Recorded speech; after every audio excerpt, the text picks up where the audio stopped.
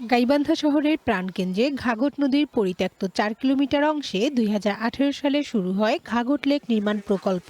এলজিইডির অর্থায়নে দৃষ্টিনন্দন ওয়াকওয়ে, বসার বেঞ্চ, শিশুদের খেলার জায়গা, চারপাড়ের লাইটিং ও ফুলবাগান করার কথা ছিল এই প্রকল্পে। কিন্তু বাস্তবতার সাথে এর পরিকল্পনার চিত্র ভিন্ন। ঘাটলা ও গার্ডার ব্রিজ ছাড়া প্রকল্পের সিংহভাগ কাজে রয়ে গেছে কাগজে কলমে।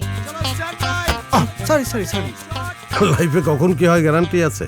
তাই ইন্স্যুরেন্স করুন সিটি ব্যাংকে, কারণ ইন্স্যুরেন্স করলে সিটিতে সুরক্ষা পাবেন নিশ্চিতে।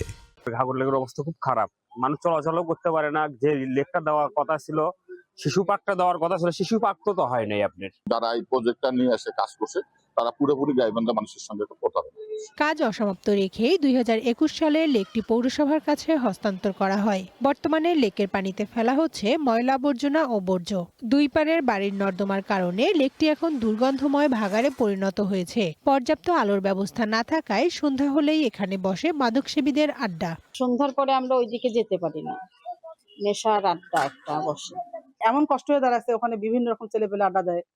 সন্ধ্যার পরে বিভিন্ন মাদক বিক্রি হয়, এই আমরা ভয় যেতেই পারি না। সমস্যাটাকে সেটুকু যদি আমরা সংস্কার করতে পারি, গভর্নমেন্ট যদি এটা করে দিতে পারে, তাহলে মানুষ হাঁটার একটা আরো সুন্দর হতে পারত। গাইবান্ধা এলজিডির নির্বাহী প্রকৌশলী জানান, নির্মাণ পরবর্তী প্রয়োজনীয় রক্ষণাবেক্ষণের অভাবে এটি ব্যবহার করতে পারছে না পৌরবাসী। এইদিকে পৌরসভা প্রশাসক ও এডিসির দাবি, লেকের পানিতে ময়লা আবর্জনা না ফেলতে বাড়ির মালিকদের নোটিশ দেওয়া হয়েছে। দূষণ রোধে নেওয়া হবে প্রয়োজনীয় পদক্ষেপ। কিছু পিরিয়ডিক মেইনটেনেন্স করা দরকার।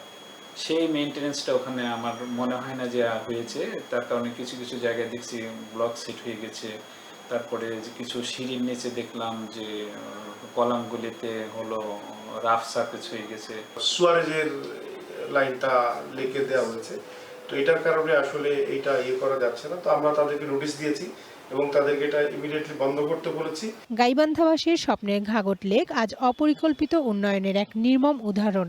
দ্রুত এই অব্যবস্থাপনা দূর করে লেকটি সবার জন্য উপকারী করে গড়ে তুলবে কর্তৃপক্ষ, এমনটাই প্রত্যাশা স্থানীয়দের।